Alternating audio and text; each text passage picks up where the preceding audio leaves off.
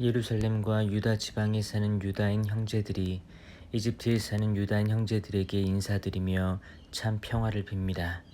하느님께서 여러분에게 선을 베풀어 주시고 당신의 충실한 종들인 아브라함과 이사학과 야곱과 맺으신 당신의 계약을 기억해 주시기를 바랍니다. 또 여러분 모두에게 당신을 섬기고 큰 정성과 기꺼운 영으로 당신의 뜻을 실천하려는 마음을 주시기를 바라며 당신의 율법과 계명에 여러분의 마음을 열어주시고 평화를 이루어 주시기를 빕니다. 그뿐 아니라 그분께서 여러분의 간청을 들어주시고 여러분과 화해하시어 역경에 빠졌을 때에 여러분을 버려두지 않으시기를 바랍니다.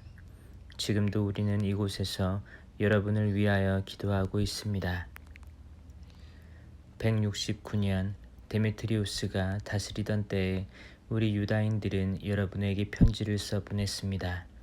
그것은 야손과 그의 일당이 거룩한 땅과 나라에서 떨어져 나간 뒤 몇 해 동안 우리가 극심한 고난을 겪고 있을 때였습니다. 그들은 성전 대문을 불사르고 죄 없는 이들의 피를 흘렸습니다. 그때 우리가 주님께 간청하자 그분께서 들어주셨습니다. 그래서 우리는 희생 제물과 고운 밀가루를 바치고 등불을 켜고 빵을 차려 놓았습니다. 이제 여러분이 키슬레우 달에 초막절을 지내시기를 빕니다. 188년 예루살렘과 유다에 사는 사람들과 원로단과 유다가 프톨레마이오스 임금의 스승이며 기름 부음 받은 사제 가문 출신인 아리스토블루스님과 이집트에 사는 유다인들에게 인사드리며 건강을 빕니다. 우리를 큰 위험에서 구원하시어 임금에게 맞서게 해주신 하느님께 깊이 감사를 드립니다. 그분께서는 과연 거룩한 도성에 맞서 진을 친 자들을 몰아내셨습니다. 아무도 당해낼 수 없을 듯한 군대를 그 수령이 이끌고 페르시아에 이르렀을 때 그들은 나네아 여신의 사제들이 꾸민 속임수로 나네아 신전에서 박살이 났습니다. 그때 안티오코스는 그 여신과 혼인한다는 구실로 벗들과 함께 그곳에 갔었습니다. 그는 혼인 지참금 명목으로 그곳에 많은 보화를 차지하려는 것이었습니다. 나네아 신전의 사제들이 그것을 늘어놓자 안티오코스는 부하 몇을 데리고 성소 경내로 들어갔습니다. 그가 들어서자마자 사제들이 신전 문을 잠가버렸습니다.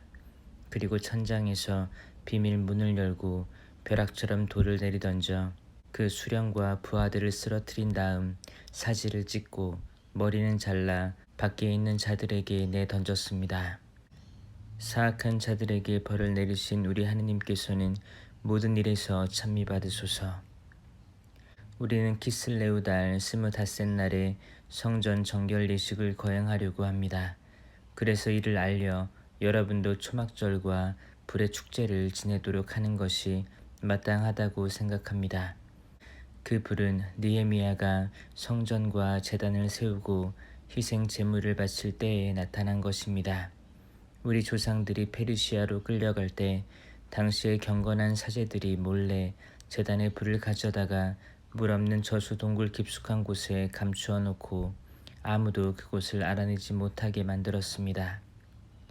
오랜 세월이 흘러 하느님께서 보시기에 알맞은 때가 되자 페르시아 임금의 명을 받고 파견된 느헤미야가 그 불을 감추어둔 사제들의 후손들을 보내어 그것을 가져오게 하였습니다. 그러나 그들이 불은 찾지 못하고 진한 액체만 있더라고 우리에게 보고하자 느헤미야는 그것을 떠오라고 분부하였습니다. 희생 제물을 바칠 준비가 되었을 때 느헤미야는 사제들에게 나무와 그 위에 놓인 것에 그 액체를 뿌리라고 명령하였습니다. 그대로 한 다음에 시간이 흐르자 그때까지 구름에 가렸던 해가 비치면서 큰 불이 일었습니다. 그래서 모두 놀랐습니다. 희생 제물이 타는 동안 사제들은 기도를 바쳤는데 사제들뿐 아니라 모든 이도 함께하였습니다. 요나탄이 선창을 하고 나머지 사람들이 느헤미야를 따라 화답을 하였습니다. 그 기도는 이러하였습니다. 주님, 주 하느님, 만물의 창조자, 경애로우시고 강하시며 의로우시고 자비하신 분, 홀로 임금이시며 선하신 분, 홀로 아낌없이 베푸시는 분, 홀로 의로우시고 전능하시며 영원하신 분, 이스라엘을 모든 불행에서 구해주신 분, 저희 조상들을 선택하시어 거룩하게 하신 분, 당신의 백성인 온 이스라엘을 위하여 바치는 이 희생 제물을 받으시고 당신의 이 몫을 지켜주시며 거룩하게 해주소서. 흩어진 저희 결례를 한데 모으시고 이 민족들 사이에서 종살이하는 이들을 해방시켜 주시며 배척받고 멸시받는 이들을 굽어보시어 당신께서 저희 하느님이심을 이 민족들이 알게 해 주소서. 저희를 억누르며 오만하게 의시되는 자들에게 벌을 내리소서. 모세가 말한 대로 당신의 백성을 당신의 거룩한 곳에 뿌리 내리게 해 주소서. 이어서 사제들이 찬미가를 불렀습니다. 희생 제물이 다 탄 뒤에 느헤미야는 나머지 액체를 커다란 돌들 위에 쏟으라고 명령하였습니다. 그대로 하니 불길이 일었습니다. 그러나 제단에서 빛이 비춰오자 그 불길은 사그라졌습니다. 이 일이 널리 알려져 유배사리로 끌려가던 사제들이 불을 숨겨놓은 곳에서 액체가 나와 느헤미야와 그 동료들이 그 액체로 희생 제물을 살라 바쳤다는 사실이 페르시아인들의 임금에게도 보고되었습니다. 임금은 그 일을 확인한 다음 그곳에 담을 치고 거룩한 곳으로 만들었습니다. 그러고 나서 자기가 총애하는 이들에게 거기에서 얻은 많은 수입을 나누어 주었습니다. 느헤미야와 그 동료들은 그 액체를 넵타르라고 불렀는데 그것은 정화라는 뜻입니다. 그러나 그것을 나프타라고 하는 사람이 많습니다. 우리의 문헌에는 예레미야 예언자의 이야기도 나옵니다. 그는 앞에서 말한 그 불을 조금 가져가라고 유배자들에게 명령하였습니다. 그리고 예언자는 유배자들에게 율법서를 준 다음 주님의 계명을 잊지 말고 금과 은으로 만든 우상들과 그 장식물을 보면서 생각만으로도 현혹되지 말라고 지시하였습니다. 그 밖에도 비슷한 말로 그들의 마음에서 율법이 떠나지 않게 하라고 타일렀습니다. 같은 문헌에 이러한 이야기도 있습니다. 예레미야 예언자는 신탁을 받고 나서 사람들에게 천막과 계약궤를 들고 자기를 따라오라고 명령하였습니다. 그리고 모세가 올라가 하느님의 상속 제산을 본 그 산으로 갔습니다. 거기에 가서 예레미야는 동굴집을 발견하고 천막과 계약궤와 분향 제단을 그곳에 안치하고 나서 입구를 막아버렸습니다. 그를 따라간 몇 사람이 길을 표시해 두려고 다가갔지만 그곳을 찾을 수가 없었습니다. 예레미야가 그것을 알고 그들을 꾸짖고 나서 이렇게 말하였습니다. 그 장소는 하느님께서 백성을 다시 한데 모으시어 자비를 보이실 때까지 알려지지 않은 채로 남아 있어야 한다. 그때에 가서야 주님께서는 저 물건들을 드러내실 것이다. 그리고 모세 위에 나타났듯이 솔로몬이 그 장소가 특별히 성화되도록 청하였을 때에 나타났듯이 주님의 영광과 구름도 나타날 것이다. 또 지혜를 갖춘 솔로몬이 성전을 봉헌하고 완공하면서 희생 제물을 바친 이야기도 분명히 드러나 있습니다. 모세가 주님께 기도하였을 때에 하늘에서 불이 내려와 희생 제물을 태운 것처럼 솔로몬이 기도하였을 때에도 불이 내려와 번제물을 살랐습니다. 모세는 속죄 제물을 사람들이 먹지 않았기 때문에 불이 살라버린 것이다 하고 말하였습니다. 솔로몬도 같은 모양으로 8해 동안 축제를 지냈습니다. 위의 문헌과 느헤미야의 회고록에는 이러한 일들과 함께 느헤미야가 도서관을 세우고 임금과 예언자들에 관한 책들과 다윗의 책들 그리고 자원 예물에 관한 임금들의 편지를 모아드렸다는 이야기도 나옵니다. 유다도 우리에게 닥친 전쟁 때문에 흩어진 책들을 모두 모아드렸는데 그 책들이 우리에게 있습니다. 필요하시다면 그것들을 가져갈 사람들을 보내십시오. 우리는 정결 예식을 거행하려고 하면서 여러분에게 이 편지를 씁니다. 여러분도 이 축제를 지내시면 좋겠습니다. 하느님께서는 당신의 모든 백성을 구원하시고 모든 이에게 상속재산과 왕권과 사제직과 거룩한 예식을 회복시켜 주셨습니다. 이는 그분께서 율법을 통하여 약속하신 대로입니다. 그래서 우리는 하느님께서 곧 자비를 베푸시어 우리를 하늘 아래 온 땅에서 거룩한 곳으로 모아들이시리라고 희망합니다. 그분께서 우리를 큰 불행에서 건져주시고 이곳을 정화시켜 주셨기 때문입니다. 유다 마카베오와 그 형제들의 이야기, 대성전의 정화와 제단의 봉헌, 안티오코스 에피파네스와 그의 아들 에우파토르와 치른 여러 전쟁, 유다교를 위하여 용감하게 싸운 영웅들에게 하늘에서 내린 현지들, 그리고 그 덕분에 그들이 얼마 되지 않은 수로 이 땅 전체를 차지하고 야만스러운 무리들을 몰아내어 온 세상에 이름난 성전을 되찾고 이 도성을 해방시켰으며 폐기되어 가던 법을 다시 확립한 이야기, 이렇게 주님께서 당신의 크신 자비로 그들을 대해 주신 이야기를 키레네의 야손이 5권의 책으로 펴냈다. 우리는 이것을 한 권의 책으로 요약하려고 한다. 사실 통계 숫자가 너무 많고 자료가 방대하여 이 역사 이야기에 몰입하려는 이들에게 어려움이 있으리라고 여겨 우리는 이 책을 읽으려는 이들에게 즐거움을 주고 외우려는 이들에게 편의를 주며 모든 독자에게 이익을 주는 것을 목표로 삼았다. 요약하는 고역을 맡은 우리에게 그것은 쉬운 일이 아니었다. 그 일은 땀을 쏟게 하고 잠을 빼앗아갔다. 그것은 잔치를 준비하여 손님들을 흡족하게 해주는 일이 수월하지 않은 것과도 같다. 그런데도 우리는 많은 이가 고마움을 느끼도록 이 고역을 기꺼이 받아들이고자 한다. 모든 사건의 자세한 내용은 저자에게 맡기고 우리는 줄거리를 요약하는 일에만 노력을 기울이려고 한다. 새 집을 짓는 건축가는 집 전체를 살펴야 하지만 칠하는 일과 꾸미는 일을 맡은 이는 장식에 필요한 것이 무엇인지에 주의를 기울여야 한다. 우리의 경우도 마찬가지라고 생각한다. 어떤 사건으로 들어가서 그 일을 두루 살펴보고 각 부분을 자세히 다루는 것은 원 역사가가 할 일이다. 그러나 이야기를 다시 편집하는 이에게는 간결한 표현을 쓰고 사건의 세밀한 내용은 생략하는 것이 허용되어야 한다. 이상 말한 것에 덧붙일 필요 없이 이제 이야기를 시작하자. 역사를 요약한다고 하면서 그 역사의 머리말을 길게 늘어놓는 것은 어리석은 일이다. 오니아스 대사제가 경건하게 살고 악을 미워한 덕분에 거룩한 도성에서는 사람들이 완전한 평화를 누리고 법을 철저히 지키며 살았다. 그때에는 임금들까지도 성소를 존중하고 최상의 선물을 보내면서 성전을 영화롭게 하였다. 아시아의 임금 셀레우코스도 희생 제물을 바치는 예식에 드는 모든 비용을 자기 수입에서 지불하였다. 베냐민 가문 출신으로 성전의 관리 책임자였던 시몬이라는 자가 있었는데 이 도성의 시장 운영과 관련하여 대사제와 의견 대립을 보였다.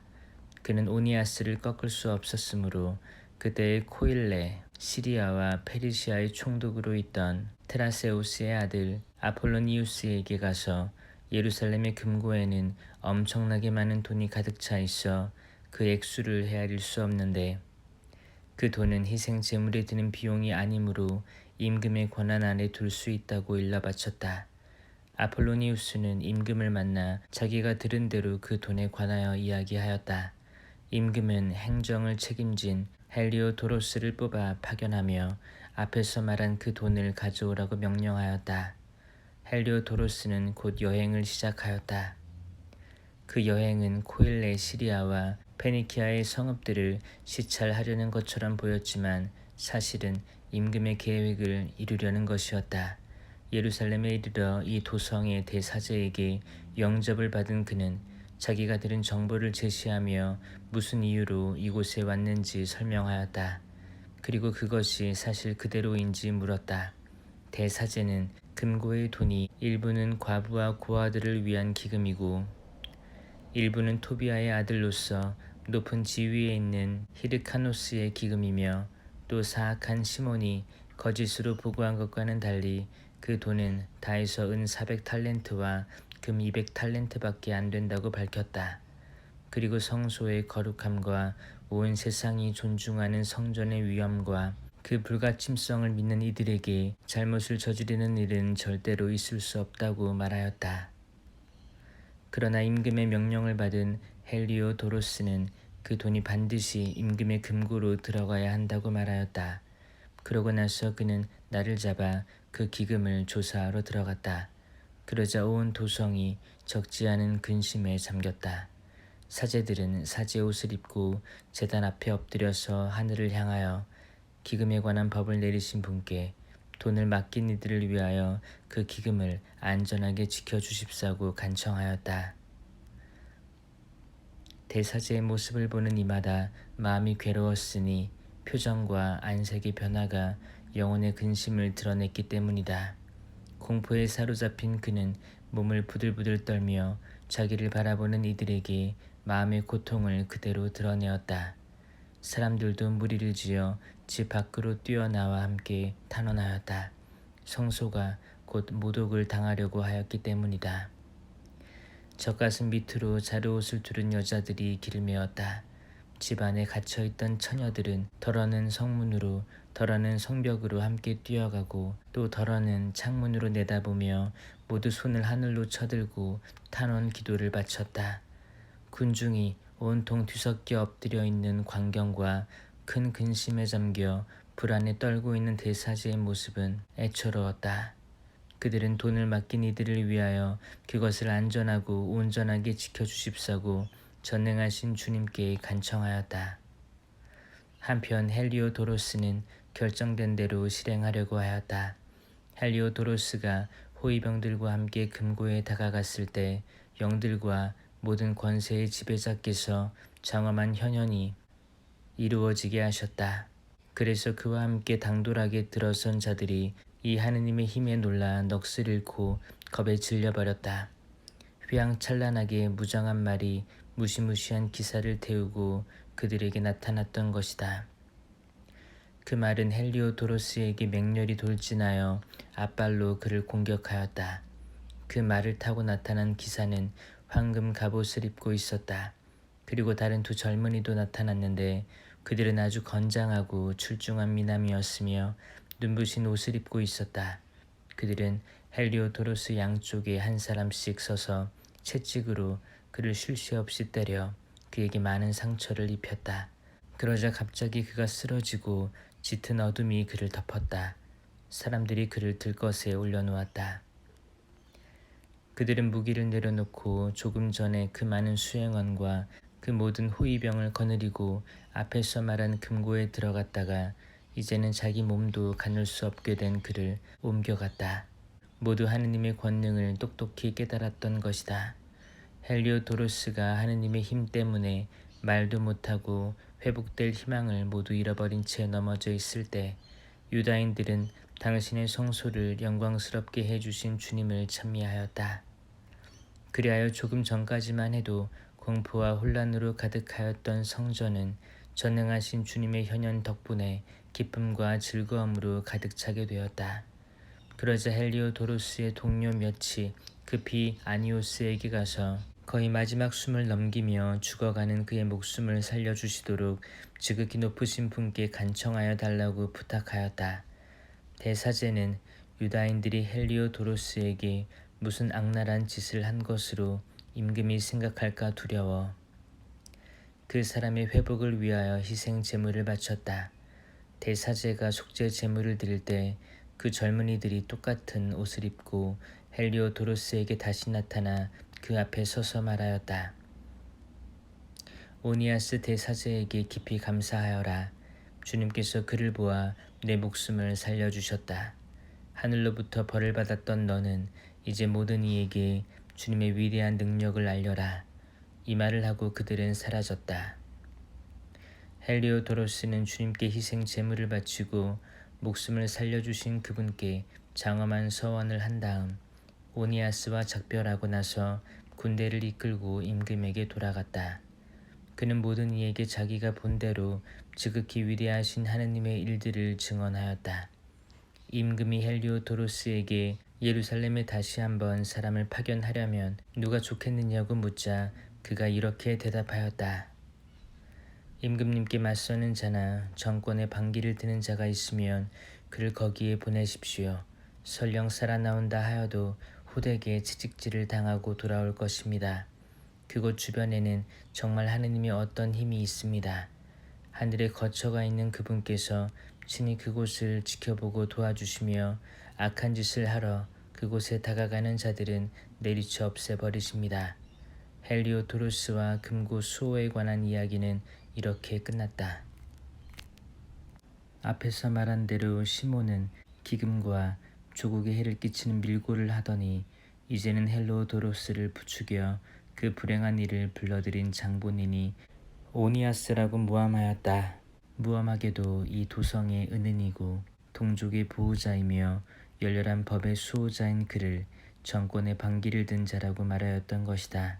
오니아스에 대한 시몬의 적개심이 점점 커져 시몬의 신복 하나가 살인을 저지르기에 이르렀다. 오니아스는 분쟁이 심각해지고 메네스테우스의 아들이며 코일레 시리아와 페니키아의 총독인 아폴로니우스가 시몬의 사악함을 부추기고 있는 것을 보고 임금을 찾아갔다. 이는 자기 동족을 고발하기 위해서가 아니라 공적으로든 사적으로든 온 백성의 안녕을 수호하기 위해서였다.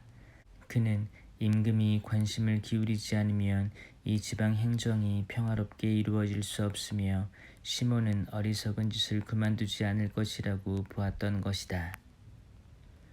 셀레우코스가 생을 마감하고 에피파네스라고 하는 안티오코스가 왕좌를 이어받았을 때 오니아스의 동생 야손이 부정한 방법으로 대사제직을 차지하였다. 야손은 임금을 아련하는 자리에서 은 360탈렌트와 또 다른 수입에서 80탈렌트를 바치겠다고 약속하였다. 그것에 덧붙여 자기의 권한으로 체육관과 청년 학교를 설립하고 예루살렘 주민들을 안티오키아 시민으로 등록하도록 임금이 승낙해 준다면 150탈렌트를 더 바치겠다고 언약하였다. 임금의 허락을 받은 야손은 그 직위에 오르자마자 동족의 생활 방식을 그리스식으로 바꾸었다. 그는 유다인들이 에우폴레모스의 아버지 요한을 통하여 다른 임금들에게서 얻은 특전들을 폐기시켰다. 요한은 전에 로마인들과 우호 동맹을 맺기 위하여 사신으로 갔던 사람이다. 야손은 법에 맞는 생활 양식을 없애버리고 법에 어긋나는 새 관습들을 끌어들였다. 그는 신이 나서 성체 바로 밑에 체육관을 세우고 가장 뛰어난 청년들에게 그리스식 모자를 쓰게 하였다. 이렇게 사악한 사이비 대사제 야손의 극심한 폐륜으로 그리스화와 이국 풍습의 도입이 극에 달하였다. 그리하여 사제들은 제단에서 봉사하는 일에 열성이 없어져 성전을 경시하고 희생 제물 바치는 일을 소홀히 하였다. 징이 울리기가 바쁘게 그들은 레슬링 경기장으로 달려가 법에 어긋나는 경기에 참여하였다. 그들은 이렇게 조상들이 명예롭게 여긴 것을 멸시하고 그리스인들이 영광스럽게 여기는 것을 가장 훌륭하다고 생각하였다. 바로 그 때문에 무서운 재앙이 그들에게 닥쳤다. 그들이 그리스인들의 생활 풍습을 열심히 따르고 모든 면에서 저들과 같아지려 하였지만 그리스인들은 그들을 적대시하고 억압하였던 것이다. 사실 하느님의 법을 무시하는 것은 가벼운 일이 아니다. 다음 시대가 그 사실을 밝혀줄 것이다. 내해마다 티로에서 열리는 경기에 임금이 참관하였는데 비열한 야손은 예루살렘의 안티오키아 시민들을 대표하는 사절들을 뽑아 파견하면서 헤라클레스 신에게 희생 제물을 바칠 비용으로 은 300드라크마도 가져가게 하였다. 그러나 그 돈을 가져가는 이들은 그 돈을 희생 제물의 비용으로 쓰는 일이 합당하지 않으므로 다른 데에 써야 한다고 생각하였다. 그리하여 그 돈을 보낸 자는 헤라클레스 신에게 희생 제물을 바치는 데에 쓰라고 하였지만 그것을 가져가는 이들의 결정에 따라 3단 노를 갖춘 군선을 만드는 데에 사용되었다.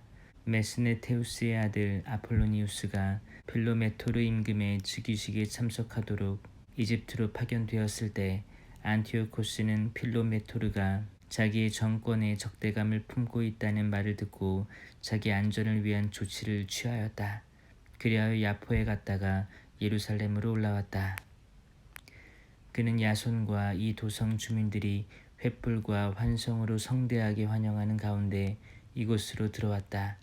그러고 나서 그는 군대를 이끌고 페니키아로 진군하였다. 새해 뒤에 야손은 앞에서 말한 시몬의 동생 메넬라오스를 보내어 임금에게 돈을 가져가고 몇 가지 필요한 일에 관하여 결정을 받아오게 하였다. 그런데 메넬라오스는 임금에게 인도되자 자신을 권위 있는 것처럼 내세우고 야손보다 은 300탈렌트를 더 바쳐 대사제직을 확보하였다. 그는 어명을 받고 돌아왔지만 대사제직을 맡을 자격이 없는 자였다. 잔인한 폭군의 기질과 사나운 야수처럼 포악한 성격을 지니고 있었던 것이다. 그리하여 친동기마저 몰아낸 야손은 자기도 다른 사람에게 몰려서 도망자가 되어 암몬 지방으로 쫓겨가게 되었다. 메넬라오스는 대사제직을 차지하고 있으면서도 임금에게 약속한 돈을 제대로 바치지 않았다. 그래서 성체의 장수인 소스트라토스가 그 돈을 바치라고 독촉하였다. 세금을 거두어 들이는 것이 그의 책임이었던 것이다.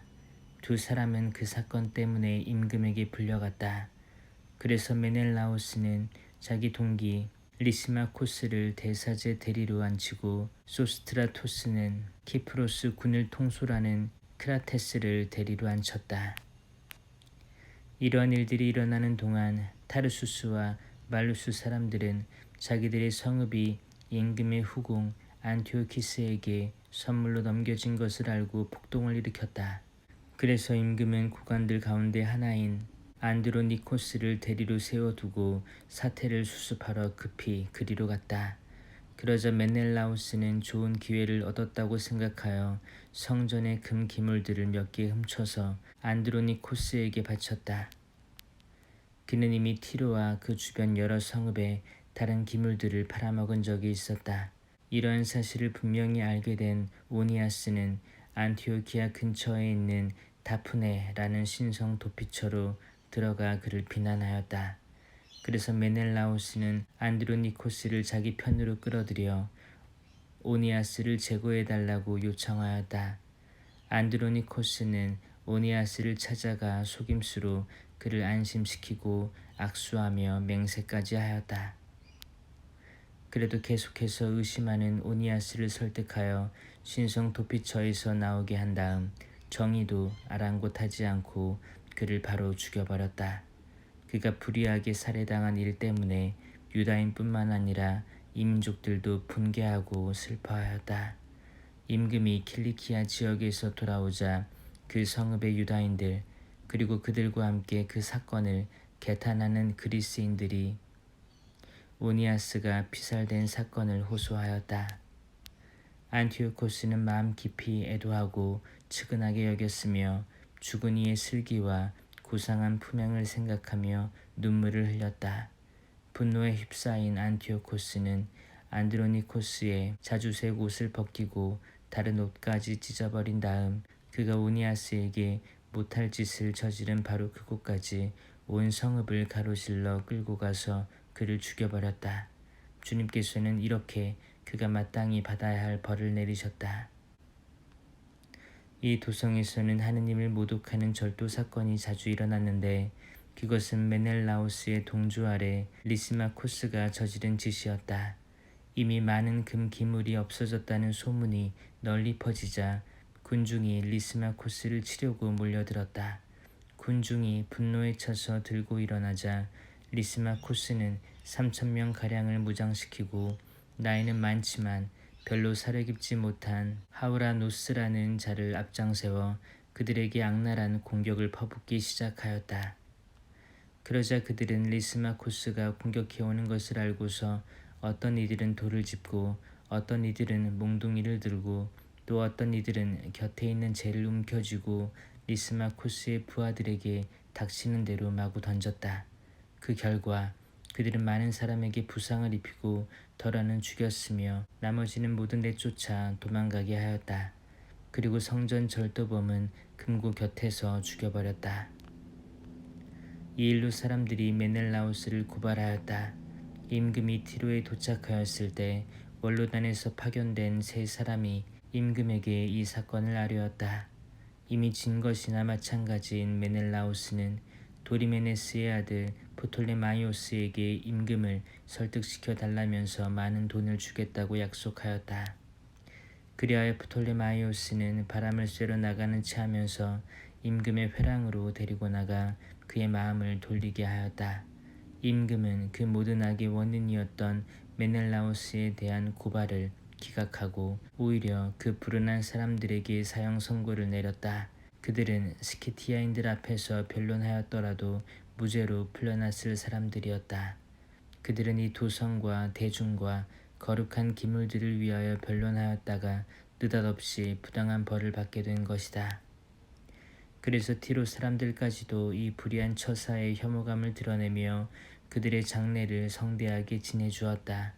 그러나 메넬라우스는 권력자들의 탐욕 덕분에 대사제직을 유지하면서 줄곧 악에 집착하여 동족을 반역하는 원흉이 되었다. 그 무렵에 안티오코스가 제2차 이집트 원정을 시도하였다. 그런데 금실로 짠 옷을 입고 창으로 무장한 기병들이 무리를 지어 나타나 거의 40일 동안 온 도성 상공에서 이리저리 치닫는 일이 일어났다. 칼을 빼든 그 기병대들은 전열을 갖추고 서로 공격과 반격을 되풀이하였는데 방패들이 휘둘리고 창날들이 숲을 이루며 화살들이 흩날리고 금장식 마구들이 번쩍이고 온갖 종류의 갑옷이 번뜩였다. 이 발현을 본 이들은 그것이 모두 좋은 징조이기를 바랐다. 그때 안티오코스가 죽었다는 헛소문이 떠돌았다. 그러자 야손은 1000명이 넘는 군대를 이끌고 갑자기 도성에 공격을 퍼부었다. 성벽을 지키던 군사들이 쫓겨가고 마침내 도성이 함락될 지경에 이르렀다. 그래서 메넬라우스는 성체로 달아났다. 야손은 자기 동족을 무자비하게 학살하였다. 그러면서도 그는 동포들을 희생시켜 얻은 성공이 가장 큰 불행이라는 사실을 깨닫지 못하고 자기의 승리가 적군을 누르고 얻은 것이지 동족을 누르고 얻은 것은 아니라고 생각하였다. 그러나 그는 대사제직을 차지하지 못하고 마침내 모반 때문에 수치를 당한 채 다시 암몬 땅으로 달아나고 말았다. 그러고 나서 비참한 최후를 맞았다. 그는 아라비아인들의 통치자 아레타스에게 감금되었다가 모든 이에게 쫓겨 이 성읍 저 성읍으로 도망 다녔으며 법을 배신한 자로 미움을 받고 조국과 동족을 박해한 자로 혐오를 받다가 이집트로 쫓겨났다. 수많은 사람을 조국에서 추방하였던 그는 라케데모니아인들에게 건너가서 조상이 같다는 사실에 호소하며 피난처를 구해보려고 하였으나 이국 땅에서 죽고 말았다. 많은 사람을 묻어주지 않고 내던져버렸던 그가 죽자 아무도 곡을 해주지 않았고 어떠한 장례식도 치러주지 않았다. 이렇게 그는 조상의 무덤에 함께 묻히지 못하였다. 이 일에 관한 보고가 임금에게 들어가자 그는 유다인들이 반란을 일으켰다고 생각하였다. 그래서 그는 야수처럼 격분한 마음으로 이집트에서 돌아와 이 도성을 무력으로 점령해버렸다. 그러고 나서 걸리는 사람마다 사정없이 칼로 쳐 죽이고 집으로 들어간 이들도 학살하라고 군사들에게 명령하였다. 그리하여 젊은이와 늙은이를 살해하고 여자와 아이를 도륙하고 처녀와 젖먹이를 사륙하는 일이 자행되었다. 단 사흘 만에 8만 명이 살해되고 4만 명이 백병전으로 죽었다. 노예로 팔려간 사람도 사륙당한 사람만큼 많았다. 임금은 그것으로 만족하지 않고 법과 조국의 배반자가 된 메넬라우스의 인도를 받아 무엄하게도 온 세상에서 가장 거룩한 성전으로 들어갔다. 그는 거룩한 기물들에 부정한 손을 대고 다른 임금들이 그곳의 발전과 영광과 영예를 위하여 바친 예물들을 더러운 손으로 휩쓸어 갔다. 안티오코스는 이 도성에 사는 이들의 죄악 때문에 주님께서 잠시 이곳을 소홀히 하시게 된 것을 모르고 교만한 생각을 품고 있었다. 그들이 그토록 많은 죄악에 빠지지 않았더라면 셀리우코스 임금을 보내어 금고를 점검하러 왔던 헬리오도로스처럼 안티오코스도 안으로 들어섰다가 바로 채찍질을 당하여 그런 방자한 짓을 못하게 내몰렸을 것이다. 그러나 주님께서는 이곳을 위하여 백성을 선택하신 것이 아니라 백성을 위하여 이곳을 선택하신 것이다. 그래서 이곳은 백성의 불행을 함께 겪고 나중에 혜택도 함께 누렸다. 전능하신 분의 진노로 버림받은 이곳은 위대하신 주님과 화해하게 되었을 때 다시 그 모든 영광을 되찾았다. 이렇게 하여 안티오코스는 성전에서 1800달란트를 실어내어 안티오키아로 급히 돌아갔다. 그는 오만하게도 무태다 배를 띄우고 바다를 걸어갈 수 있다고 생각하였다. 그만큼 의기양양하였던 것이다. 그는 백성을 억압할 감독관들을 남겨두었다. 예루살렘에는 임명자인 자기보다 더 야만스러운 성격을 지닌 프리기아 출신 필리포스를 임명하고 그리즘에는 안드로니코스를 임명하였다. 이들 말고도 메넬라오스를 임명하였는데 그는 어느 누구보다 더 포악하게 동족을 지배하였다. 유다인들에게 적대감을 품고 있는 안티오코스는 미시아의 수령 아폴로니우스를 군사 22,000명과 함께 보내며 장정들을 모조리 학살하고 여자들과 아이들은 노예로 팔라고 명령하였다. 아폴로니우스는 예루살렘에 도착하자 평화로운 사람인 체하며 거룩한 안식일까지 기다렸다가 그날에 유다인들이 일하지 않는 것을 보고 부하들에게 무장 행렬을 하라고 지시하였다.